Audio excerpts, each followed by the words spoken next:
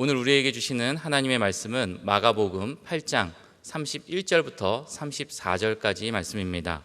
마가복음 8장 31절에서 34절까지 말씀, 신약성경 67면에 있습니다. 제가 봉독하도록 하겠습니다. 인자가 많은 고난을 받고 장로들과 대제사장들과 서기관들에게 버림받아 죽임을 당하고 사흘 만에 살아나야 할 것을 비로소 그들에게 가르치시되 드러내놓고 이 말씀을 하시니 베드로가 예수를 붙들고 항변하매 예수께서 돌이키사 제자들을 보시며 베드로를 꾸짖어 이르시되 사탄아 내 뒤로 물러가라. 내가 하나님의 일을 생각하지 아니하고 도리어 사람의 일을 생각하는도다 하시고 무리와 제자들을 불러 이르시되 누구든지 나를 따려오려거든 자기를 부인하고 자기 십자가를 지고 나를 따를 것이니라. 아멘. 여러분, 우리 한국교회의 제자 또는 제자훈련 이라는 말이 본격적으로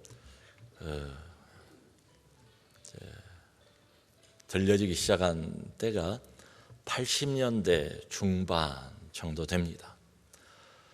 그러니까 그 이후로는 교회 안에서 제자 또는 제자훈련 흔히 들을 수가 있었지요. 마치 교회 내에서는 이게 보통명사처럼 된 것 같아요. 그러니까 교회 다니는 어떤 사람을 신자라고 부르지 않고 제자라고 부를 때는 이 사람이 그냥 믿는 사람은 아니다, 그저 교회만 왔다 갔다 하는 이런 사람은 아니다, 이런 뜻이 포함이 되어 있죠. 그러니까 진정한 신자, 제자, 조금 수준 높은 이런 신자, 제자. 그래서 제자 훈련 코스를 수료를 하거나 아니면 제자 훈련 성경 공부를 마치면 이제 제자가 된 것처럼 생각을 하기도 합니다.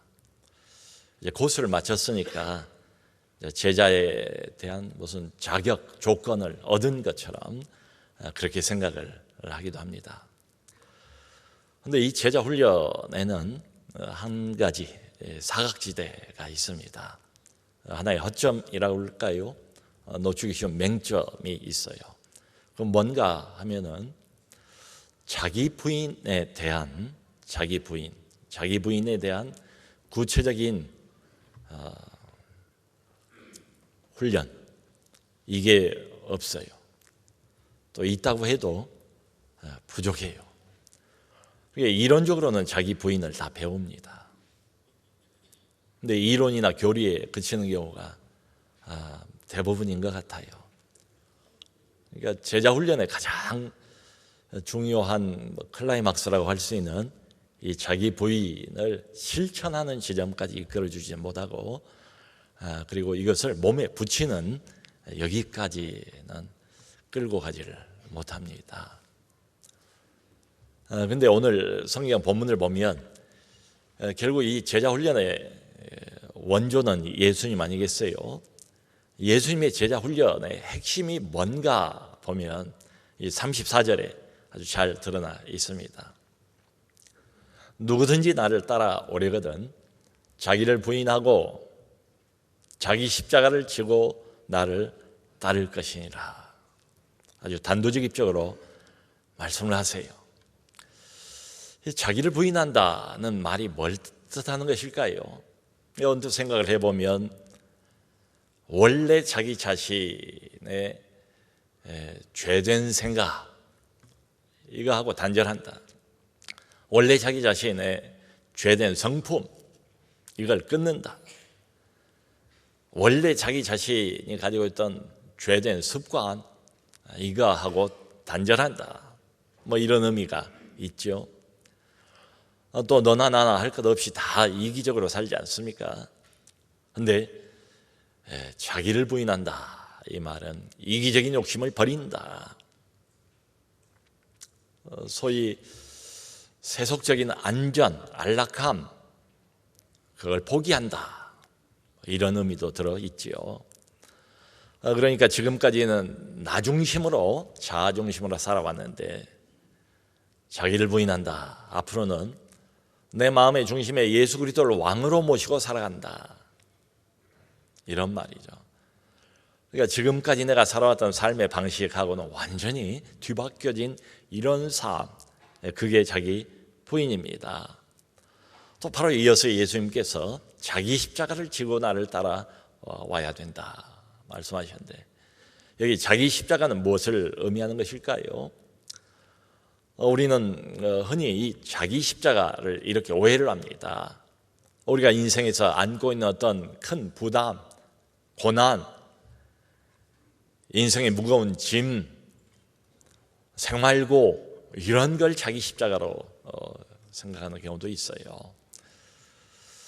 또 가까운 주변에 나를 괴롭히는 어떤 사람이 있다고 할 때에 그런 말을 가끔 하지 않습니까? 단식을 하면서 저게 내 십자가야, 저게 내 십자가야. 근데 예수께서 지금 말씀하시는 자기 십자가는 그런 거하고 다릅니다. 여러분, 이 십자가라는 게 의미하는 게 뭘까요? 당연하지 않습니까? 고난을 의미하고 결국은 죽음을 의미를 해요. 십자가는 죽음입니다. 십자가 이코르 고난, 그리고 결국은 죽음이에요. 그러니까 자기 십자가를 지고 나를 따라오라, 이 말은 필요하다면 생명을 내놓고라도, 죽음을 각오하고라도 예수님을 따라가는 자세, 마음, 결심, 그게 자기 십자가를 지는 겁니다. 성도 여러분, 이 자기 부인하고 자기 십자가를 지는 것하고는 마치 동전의 양면과 같습니다. 함께 붙어 있어요. 뗄 수가 없어요. 그런데 이 말씀이 이 땅에서 부와 평안을 누리면서 아주 넓은 길, 그리고 잘 닦여진 길을 걸어가는 이거하고는 다르지 않겠습니까? 오히려 그 반대죠. 자기를 부인하고 자기 십자가를 진다, 이 말은 예수님 때문에 기꺼이 핍박을 당하고 궁핍을 감수하고 그리고 심한 고통도 기꺼이 받아들이는 것을 말하지 않겠어요? 그러니까 한마디로 예수께서 먼저 가셨던 그 희생과 섬김의 길, 그 길을 똑같이 따라가는 것이 바로 자기 부인, 자기 십자가를 지는 일입니다. 그러니까 예수님께서는 지금 자기를 따라오려고 하는 자들에게 이렇게 질문을 던진 셈이에요. 자, 너희가 나를 따라오려느냐? 근데 내 앞에는 고난이 놓여 있다. 그리고 죽음이 예비되어 있다.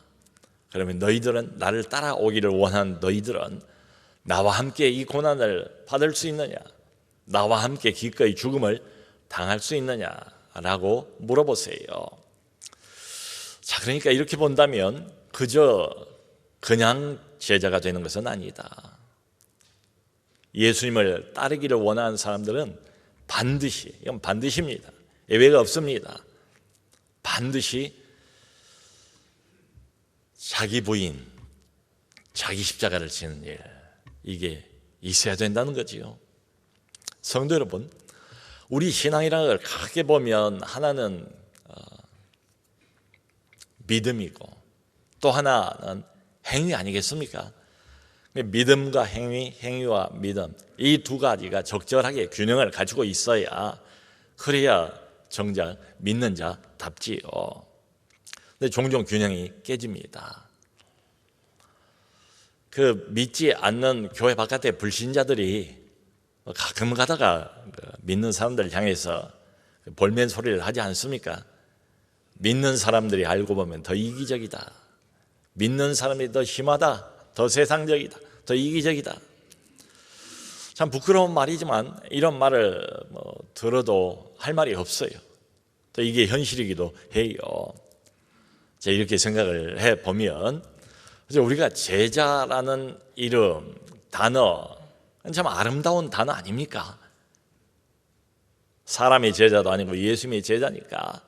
근데 제자라는 이 아름다운 미명은 좋아하는데 거기에 따르는 섬김, 희생, 손해, 이것은 배제하고 있는 것이 아닌가 생각이 들어요. 지금 예수님을 바짝 붙어서 쫓아가고 있는 이 제자들은 따라가는 이유가 있습니다. 이유는 대단히 세속적이에요. 세상적인 생각을 가지고 따라가는 거예요. 그 대표적인 사람이 바로 오늘 본문의 베드로입니다. 예수님께서 여기 이제 본문 앞에 보면 가이사라 빌립보 지방에 왔을 때에 제자들에게 물어보세요. 사람들이 나를 누구라 하느냐? 예, 선생님을 세례 요한 혹은 엘리야 혹은 여러 선지자들 중에 하나 이렇게 말을 합니다. 정작 예수님께서 알고 싶은 것은 상당히 오랫동안 예수님을 따라다니면서 제자 훈련을 받은 이 사람들의 대답이었습니다. 그러면 너희는 나를 누구라 하느냐? 그때 베드로가 썩 나서면서 오늘 본문에 나와 있습니다. 주는 그리스도십니다. 마태복음을 보면 주는 그리스도시요 살아계신 하나님의 아들이십니다. 정답을 말한 거예요. 자, 오늘 마가복음을 보면 베드로를 비롯한 이 제자들이 이분이 자신들이 따라가고 있는 이분이 바로 메시아다. 이분이 구원자다. 그리스도다. 이걸 이제 비로소 알게 됐다는 거예요. 그런데 정답을 알자마자 정답을 말하자마자 예수께서 본격적으로 여기 마가복음 특별히 본문에서는 자신이 어떤 그리스도인가를 가르치기 시작하십니다. 그전에는 이런 말씀 안 하세요. 당신 그리스도입니다. 메시아입니다. 구원자입니다. 이 고백을 했어요.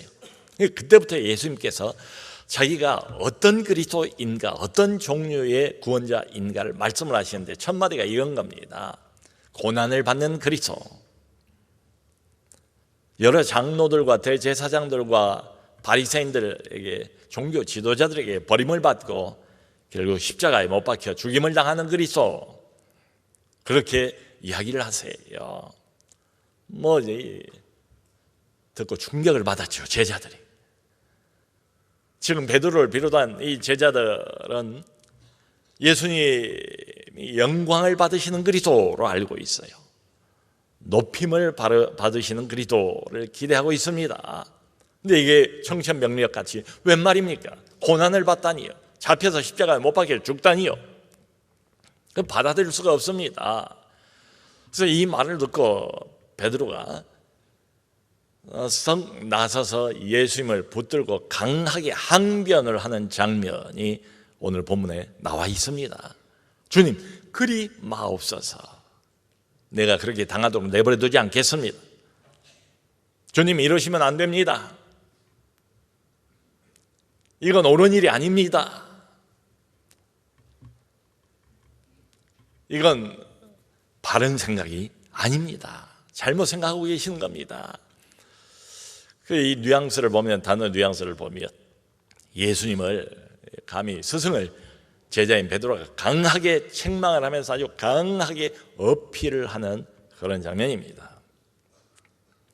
이 베드로의 반응을 보고 예수님께서 33절에 호되게 꾸지람을 하십니다. 사탄아, 내 뒤로 물러가라. 너는 하나님의 일을 생각하지 아니하고 도리어 사람의 일을 생각하는도다. 사탄아, 내 뒤로 물러가라. 예수님께서 다급하셨던 것 같아요. 사탄이 심지어는 가장 옆에 있는 가까운 사람인 제자 베드로를 통해서 자기를 다시 한번 유혹하고 있는 것을 예수님은 느끼셨습니다. 사탄의 사주를 받고 사탄이 불어넣어준 생각에 사로잡혀서 예수님을 강하게 말리고 있는 베드로를 향해서 사탄아, 물러가라. 여러분, 예수께서 공생의 생애를 시작하시기 전에 광야로 성령에 의해 끌려가십니다. 그리고 거기서 40일 동안 금식을 하세요. 시험을 받습니다. 금식 후에 사탄이 나타나요. 세 가지를 본격적으로 시험을 합니다. 네가 정말로 하나님의 아들이냐? 네가 이 세상을 구원하기 위해서 온 자가 맞느냐? 그렇다면 이 돌을 당장 떡으로 만들어 보아라. 성전 꼭대기로 예수님을 데리고 갑니다. 이 꼭대기에서 한번 뛰어내려 보아라. 그러면 성경에 기록되어 있는 것처럼 천군 천사가 너를 받들어 준다고 하지 않았느냐. 그렇게 너를 증명해봐라. 또 하나, 세 번째로는 온 천하 만국의 영광을 보여주면서 내게 절하라, 내게 경배하라. 그러면 눈에 보이는 이 모든 것을 다 너희에게 주리라. 사탄이 그렇게 유혹을 했습니다. 여러분, 사탄의 그 세 가지 시험에 공통점이 있습니다. 그럼 뭔가 하면 구원자 좋다, 세상을 구원하기 위해서 이 땅에 내려왔다니 그 뜻이 가상하다. 그런데 십자가 없는 구원을 이루어라. 고통 없고 고난 없는 구원, 못할 게 무엇인가? 하나님의 아들인데 모든 권능을 다 네가 한 손에 가지고 있지 않느냐. 그러므로 고통과 고난과 십자가와 죽음이 없는 구원을 네가 이루어라. 그렇게 유혹을 한 거예요. 지금 같은 유혹을 제자인 베드로를 통해서 받고 있지 않습니까? 그러니까 사탄아, 내 뒤로 물러가라. 여러분, 이렇게 보면 지금 베드로는 자기가 대답을 했잖아요. 저는 그리스도십니다. 구원자입니다. 그러니까 이분이 그리스도라는 것은 알았어요. 그런데 어떤 그리스도인가는 몰랐습니다. 예수님에 대해서, 눈앞에 서 있는 이분에 대해서 반만 알아요. 반쪽짜리 이해를 가지고 있습니다. 이분에 대해서 온전한 이해를 갖고 있지를 못해요. 그렇기 때문에 자연스럽게 온전한 제자 되기가 어렵습니다. 자기 부인과 십자가를 지는 것, 이건 불가능해요. 결국은 이렇게 가다 보면 자기 희생과 헌신이 없는 기복신앙으로 치우치게 되겠죠. 십자가도 없고 죽음도 없고 내세도 없는 현세신앙으로 치우치고 말 겁니다. 여러분, 바로 이런 이유 때문에 세상은 교회를 향해서 교회가 타락했다라고 손가락질을 하는 것 아니겠습니까? 하나님께서 성경을 보면 얼마나 여러 번 여기저기에서 우리 신자들의 모든 필요를 공급해 주시겠다고 약속을 하고 있지 않습니까? 먹을 것과 마실 것과 입을 것을 너무 걱정하지 말라. 이런 것들은 다 이방인들이 집착하는 것들이라. 이런 말씀을 하세요.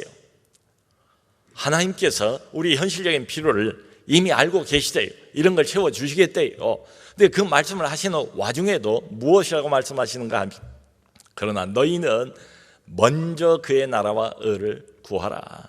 먼저 구할 게 있다. 이렇게 말씀을 하세요. 참 다행인 것은 오늘 이 문맥을 이렇게 보면 예수님이 대놓고 제자들을 혼내기만 하진 않으세요. 꾸지람만 하진 않으세요. 그러니까 벌써 상당히 오랜 시간을 끌고 다니면서 동고동락하면서 이것저것을 가르쳐주고 있지만 여전히 참 제자하고는 거리가 멀어 보이는 이 사람들, 아이고 내가 너희들 지금까지 보니까 싹이 노랗다. 난 너희들 이제 다 포기할 거야. 그리고 정말 가능성 있는 다른 사람들 제자로 선택할 거야. 이렇게 말씀하지를 않으세요. 오히려 예수님께서 하시는 좀 행태, 행보를 보면 이 못난 제자들 계속해서 재교육, 반복 교육을 열심히 하세요. 여러분, 오늘 마가복음 8장 이 본문 이제 이 문맥을 보면 8장 앞부분에 칠병이어 사건이 나와요. 성경에 배고픈 그 군중들을 먹인 사건이 두 번 나옵니다. 하나는 오병이어고 그 뒤에 칠병이어 사건이 한 번 더 나와요. 떡 7개 하고 물고기 2마리로 4,000명을 먹입니다. 그리고는 7 광주리를 남겼어요. 참 기적이죠. 위대한 우리 하나님의 영광, 배고픈 백성들의 필요를 채우신 장면 아니겠습니까? 이 사건이 끝나고 난 다음에 제자들과 함께 배를 타고 갈릴리 바다를 건너가십니다. 근데 가면서 예수님께서 이런 말씀을 하세요. 너희들은 삼가 바리새인들의 누룩과 헤롯의 누룩을 조심하라. 이 바리새인들의 누룩, 헤롯의 누룩은 금방 퍼지는 게 누룩 아닙니까? 이 말씀은 바리새인들과 헤롯 왕, 그런 사람들의 위선을 조심해라. 그래서 사람들의 교활함을 조심해라. 그런 사람들의 악한 의도를 너희들은 물리쳐라, 이런 의미지요. 근데 그 말을 듣는 제자들은 그게 무슨 의미인가를 도통 짐작을 못했어요. 근데 한 단어가 귀에 와서 꽂히는 겁니다. 공통적으로. 그게 뭔가 하면 누룩이에요. 여러분, 누룩하면 생각나는 건 빵 아닙니까? 그러니까 제자들이 자기들끼리 수군거리는 거예요. 이 말씀을 듣고 난 뒤에, 그렇구나, 우리가 7 광줄이나 빵을 남겼는데 그걸 하나도 가져오지 않은 것을 지금 책망하시는 거구나.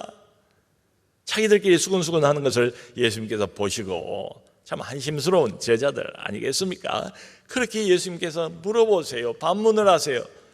너희가 아직도 깨닫지 못하느냐? 아직도 알지 못하느냐? 어찌 마음이 그리 둔하냐? 한탄을 하시면서 반복해서 그런 말씀을 하세요. 그러니까 5병이요 7병이요 한 번, 2번 기적을 경험을 해도 깨닫지 못하는 거예요. 바로 그 뒤에 베세다라는 지역에서 맹인 한 사람을 고치는 장면이 나와요. 오늘 보면 바로 앞부분에 있습니다. 그런데 이 맹인을 고치는 장면도 좀 특이해요. 예수님께서 침을 뱉어가지고 눈에다가 이걸 바르시고 그리고는 안수를 해요. 그리고 물어보세요. 무엇이 보이느냐? 예, 나무 같은 것들이 걸어가는 것이 보입니다. 이게 아직 확실하게 보이진 않아요. 눈을 뜨긴 떴어요. 근데 반쯤만 보는 거예요. 분명한 예의를 가지고 있지를 않아요. 그러자 예수님께서 한 번 더 안수를 하십니다. 2번 안수를 하고 나니까 이번에 밝히 눈을 떠서 모든 걸 다 분명하게 보게 됐대요.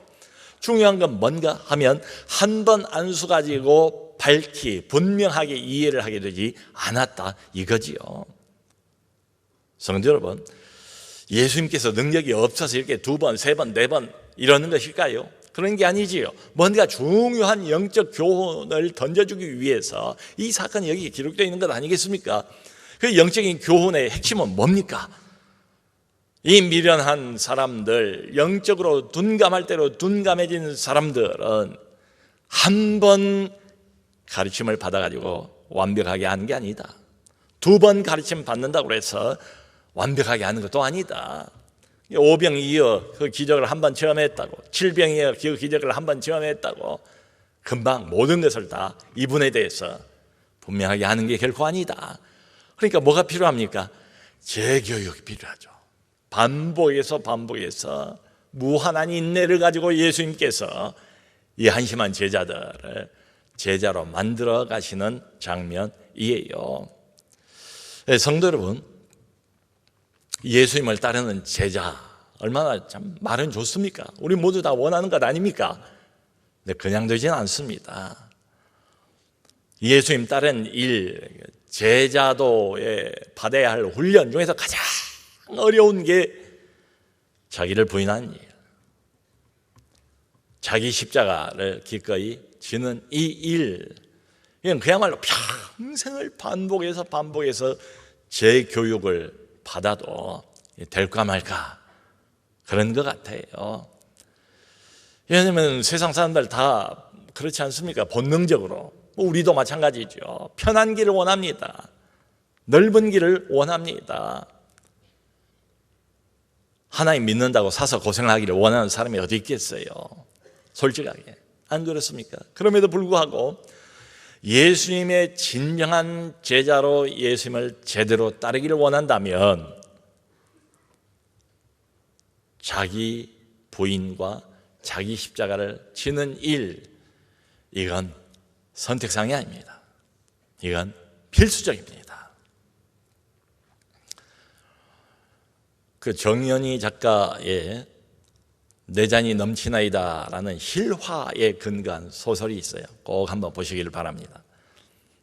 이것은 6.25 동란을 배경으로 한 맹의순이라는 젊은 청년에 관한 이야기입니다. 거제도 포로 수용소에서 27살 나이에 죽어요. 원래 이 맹의순의 고향은 이북 평양입니다. 평양의 그 유명한 장대연 교회 맹광호 장로의 아들이 맹의순이에요. 근데 해방 후에 남쪽으로 월남을 합니다. 6.25가 터지는 그 해에 맹의순은 신학교의 신학생이었습니다. 매우 성실하고 매우 경건하고 매우 열심 있게 주님을 따르는 신학생이었어요. 그런데 피난길에 북한말을 쓰니까 인민군 패잔병으로 오해를 받아서 거제도 포로 수용소에 갇히게 됩니다. 근데 그 포로 수용소를 하나님이 보내주신 선교의 장소로 생각하는 거예요. 거기에 들어와 있는 인민군 포로들, 중공군 포로들에게 24시간이 부족하다 싶을 정도로 그들을, 환자들이 많으니까 환자들을 돌보아주면서 복음을 전합니다. 성경을 읽어줍니다. 기도합니다. 그러니까 금방 이 청년 별명이 예수 미치광이, 나중에는 거제도의 성자, 나이가 젊은 27밖에 안 된 청년이지만 거제도의 성자라는 별명을 얻어요.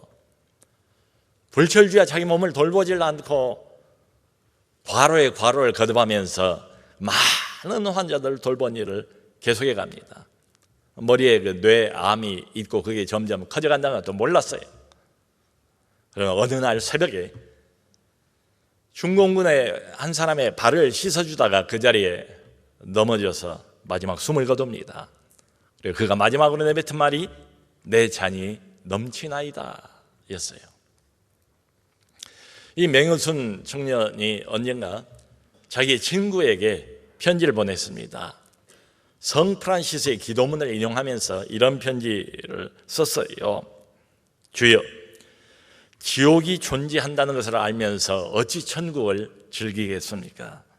주여, 저주받는 자들을 불쌍히 여기시어 천국으로 들어가게 하시든지 아니면 저를 지옥으로 보내서 고통받는 자들을 위로하게 하소서.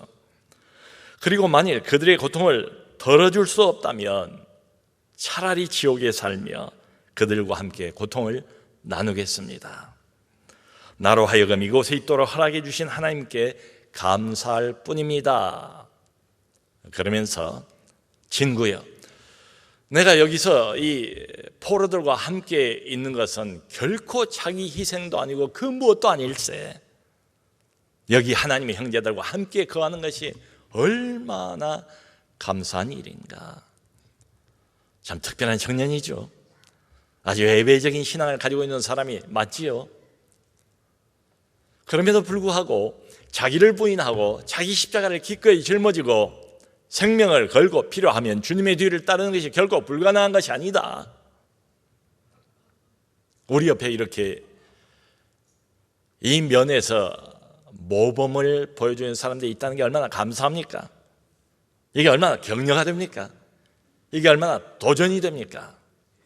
사랑하는 성도 여러분, 주님의 제자는 어떤 사람인가? 정말로 우리가 그렇게 고백하고 늘 섬기는 예수 그리스도를 진짜로 따르는 것은 무엇을 말하는가? 예외가 없어요. 주님이 못을 박아서 단도직입적으로 말씀하지 않습니까? 요구하지 않습니까? 나를 따라오기를 원하는가? 정말로 따라오기를 원하는가? 멀리서 그저 관망자의 그런 처지로 머물기를 원치 않고 나를 좀 더 가까이 실제로 따르기를 원하는가? 그러면 자기를 부인하고 자기 십자가를 지고 나를 따를 것이니라. 자기를 부인하는 것과 자기 십자가를 지는 이 일. 사순절입니다. 고난주간의 본격적인 시작입니다. 모쪼록 이 말씀을 마음에 품고 그리스도의 십자가를 깊이 묵상하고 자기 십자가를 지기로 결심하는 이번 고난주간 될 수 있기를 주님의 이름으로 축원합니다.